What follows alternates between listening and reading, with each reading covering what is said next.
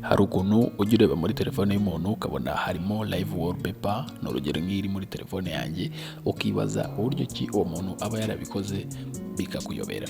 Muri iyi video ngiye kukwereka uburyo ushyira live wallpaper muri telefone yawe. Ashobora kuba ari video wakameye na phone yawe, video wa downloadinze kuri social media, cyangwa se video ubonye ahantu runaka ukahita uyishyira muri telefone yawe nka wallpaper. Mbere uko dutangira, like ino video, kanda subscribe nimba utarayikanda, umbwira ikindi kintu nakwigisha muri comment nze tukirebe muri video igiye gukurikira. Ku bantu bageze kuri ino YouTube channel yacu bwa mbere, kambanze mbahe ikaze, murakaza neza mu muryango w'abantu bakurikirana ibyo twigisha hano kuri PD Media.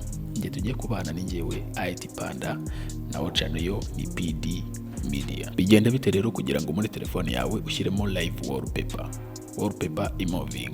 Uraza ujye kuri TikTok account, kuri TikTok yawe, ndabizi ko TikTok uyikoresha. Noneho kuri TikTok uragenda urebeho video ushaka kugira live wallpaper. Ni urugero nk'iyi video ndimo ndareba nshaka ko ariyo ijya muri wallpaper yanjye. Nawe rero urajya kuri TikTok yawe urebe ya video ushaka ko ariyo iza kuri wallpaper ya telefone yawe. Ariko kuri TikTok haba hariho ama live wallpaper meza, utagiye ushyiraho iki video cyose ubonye. Ayo ma wallpaper uyabona gute rero? Kugira ngo ubone izo wallpaper zikoreshwa muri telefone, uraza hano usacingira kuri TikTok yawe, n'ubundi niho tukiri, usacinge set as live wallpaper, set as live wallpaper. Barahita baguhereza ama wallpaper bakoze menshi meza. Urabona nk'iriya yanjye nakoresheje y'igisamagwe ngiriya hejuru, urabona hariho n'izindi wallpaper nyinshi.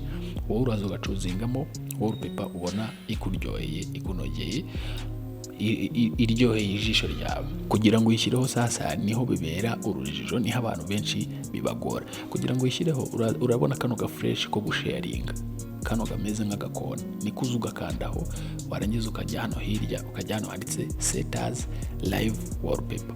Iyo ukanze ubu bahita bagusaba kuinstalla application ko gushyira live wallpaper muri telefone yawe, bagahita bakujyana kuri Play Store, warangiza ukahita ukadownloadinga. Ariko ntabwo ariko phone zose zibisaba. Hari phone itishyira muri live wallpaper ako kanya utagombye gushyiramo kano ka application. Wowe bari buze kugusaba kugashyiramo ukestare, uwo batari buze kubisaba irahita igeramo, cyane cyane ku bakoresha iPhone ho ihita ijyamo ako kanya.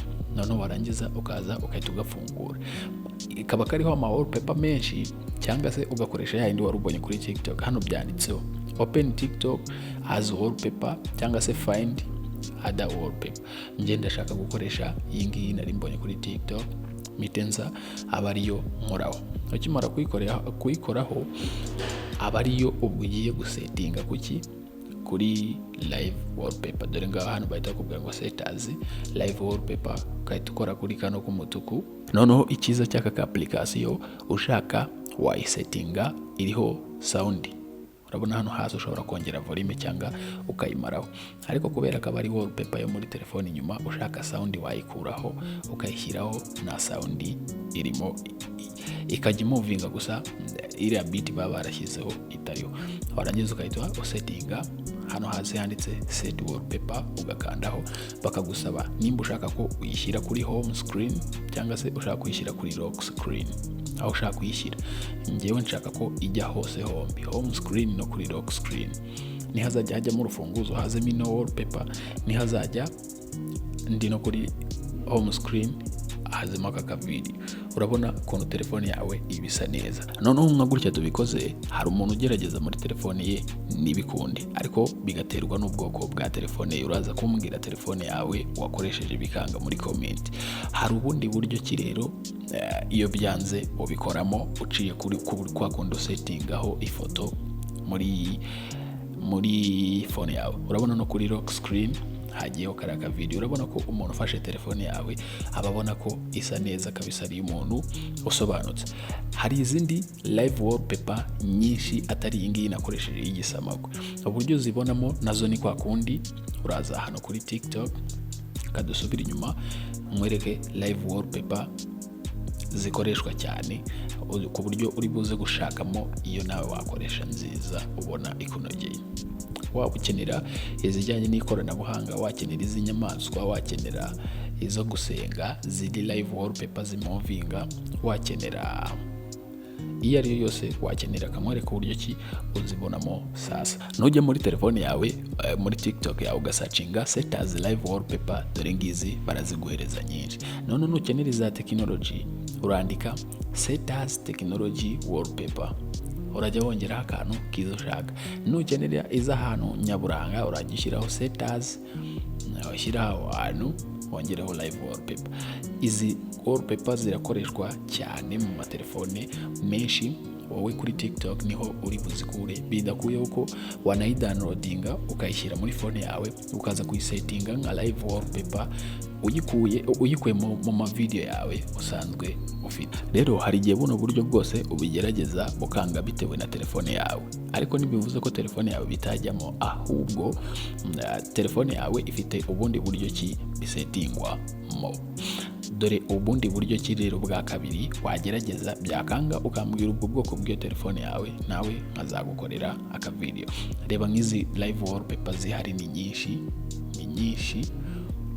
kabisa, aho uraza ugacuzingamo iyo ubona ikunogeye wumva ushaka kuba wakoresha kuri telefone yawe. Jya kuri telefone yawe hariya kuri home screen ya telefone yawe, kanange ari yonge ahangaha, nurangiza ukande ugumisheho urutoki rwawe, barahita bakuzanira kano kantu uhita ujya handitse wallpaper and style, kariya ko hejuru ugakoreho. Hano barahita bakuzanira uburyo bwose bwo gusettinga wallpaper kuri telefone yawe, haba ari ugusettingaho amakara, haba ari ugusettingaho ama live wallpaper. Barakuzanira n'aka application washyizemo, nako bakwereka ama live wallpaper ariho kuri ka application kawe, cyangwa se bwa buryo usanzwe ukoresha, cyangwa se no gusettinga ukoresheje video ufite muri telefone yawe.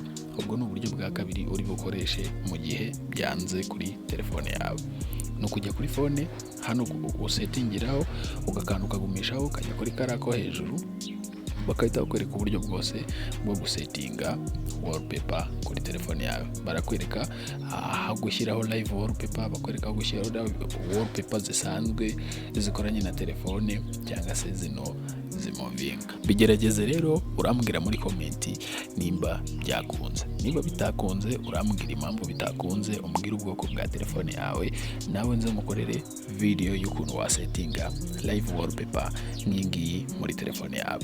Gusa nabonye abantu benshi mugira akantu katari keza ko gukora ibintu nk'ibi bya technology. Wabigerageza we byakanga, ukahita wumva ko uwabikweretse yakubeshye, kandi mu by'ukuri tutorial yayikweretse nawe ari kubikorera muri telefone ye, ukabibona ko birimo birakunda. Ahubwo ikibazo kiba cyabaye device uri gukoresha idahuye n'iyo ari gukoresha, cyangwa se hari ubundi buryo cyuri kubikoramo bitajyanye n'uko we yabikozemo.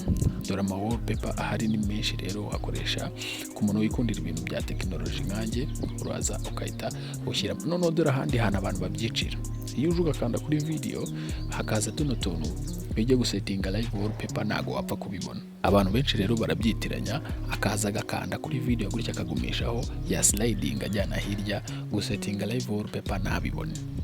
Kandi ngewe nababwiye ko uca kuri kano ga fresh ko hirya kameze nko gusharinga, ukahita uzuga sliding ujyana hirya, uhita ubona handitse setters live wallpaper. Nimukabyitiranye rero, ujye ukurikirana tutorial y'ukuntu bayikwigishije, ubikore nk'uko babikweretse, kuruta uko wabikora uko ubyitekereje, nibwo ibintu bigenda neza. Ku bantu bakunda ibintu bya technology nkanjye rero, dore ama wallpaper ya technology ari menshi. Ushobora gukoresha iyi, ushobora gukoresha zimwe z'amasaha, ushobora gukoresha iza computer, n'iri live wallpaper bitewe niyo wowe ukunda. Ugende rero ugerageze buno buryo, urambwira muri komenti niba byakunze. Kuri abantu mushaka kujya muri group ya WhatsApp yo twigishirizamo, uramanuka aho muri komenti ya mbere ubona ipininzeho link, iyo link right uyikandaho ikugeze kuri WhatsApp. Nizere ko ino video yagufashije, usharinge no ku nshuti zawe zose wumva ko yafasha. Umbwira ikindi kintu ufitiye amatsiko cyo kumenya ku bijyanye na technology kuri phone cyangwa computer, nze tukirebe muri video ikurikiraho. Kanda subscribe niba utarayikanda, urayikinga ino video, usharinge no ku nshuti zawe mu buryo bwo kuduhereza support. Ku bantu mwari mwarambuze, mwari mukumbuye zino video zanjye, nababwira ko ubu ngubu aribwo dutangiye. Thank you.